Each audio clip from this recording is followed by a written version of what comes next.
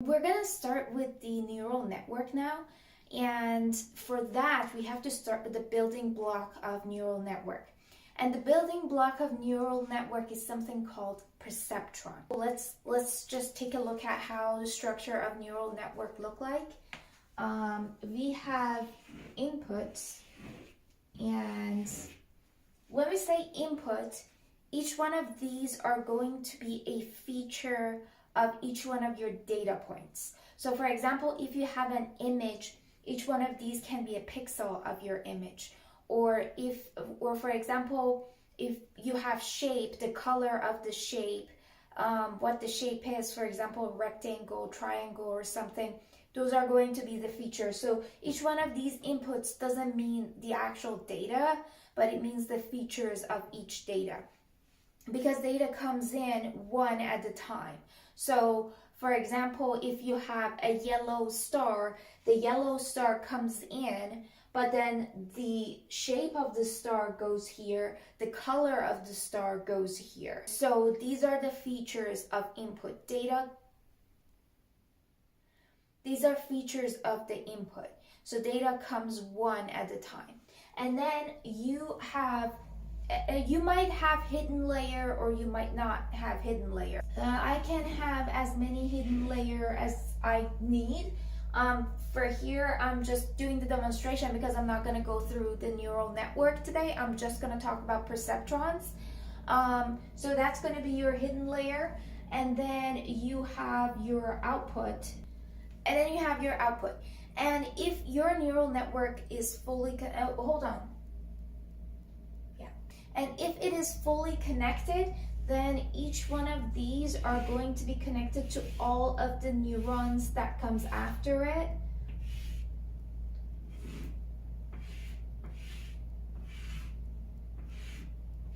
So this is how it looks like. The output is going to be whatever you're trying to figure out. Like for example, if there is classification, for example, if you want to know a picture is a dog or a cat, or if you have a picture of a number and you want to know which number it is, then those are going to be your output.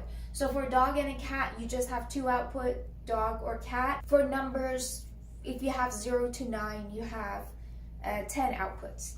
This is that. And then now let's talk about perceptron. Perceptron is each individual neuron that we have here is a perceptron. And this shape doesn't really exist in real world.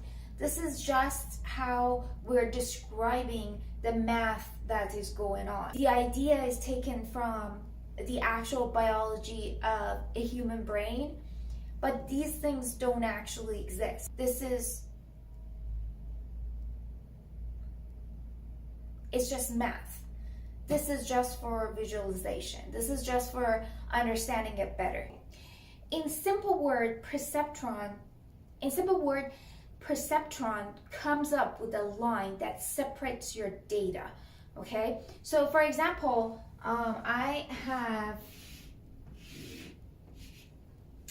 have few triangles up here, and then I have few circles down here. Okay. And I'm going to say I want to separate these two from each other. So I can come up with a line, this line.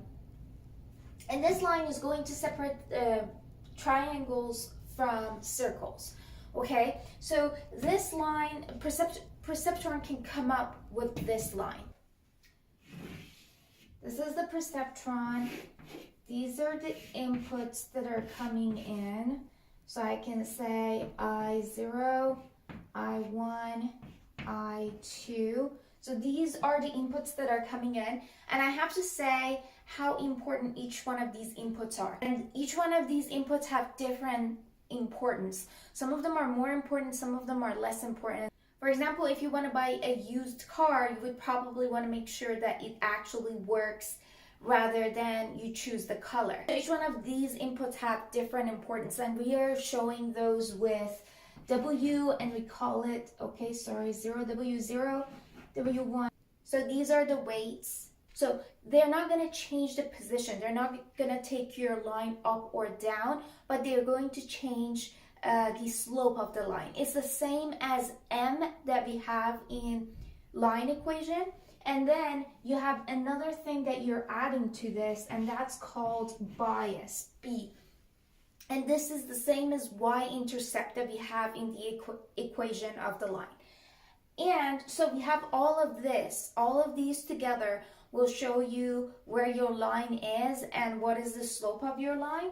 Weights decide the slope of the line. So if the line goes this way or this way, and then you have bias decide if you're going up or down on y.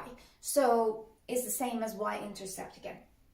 It's not always going to be in 2-dimension. It might be, you might have like 100 features, so you're looking at 100 dimension. You cannot see 100 dimension. Okay, it's impossible to see 100 dimension. So the only way for us to solve that problem is mathematically. So this is our output. We're using something called activation function. I'm just gonna say AF. So there's something called activation function here that's gonna say if it's you're gonna say, okay, if you're below, I want you to show me 0. If you're above, I want you to show me 1. So whenever you're getting a 0, you know that you have a circle. Whenever you're getting a 1, you know that you have a triangle.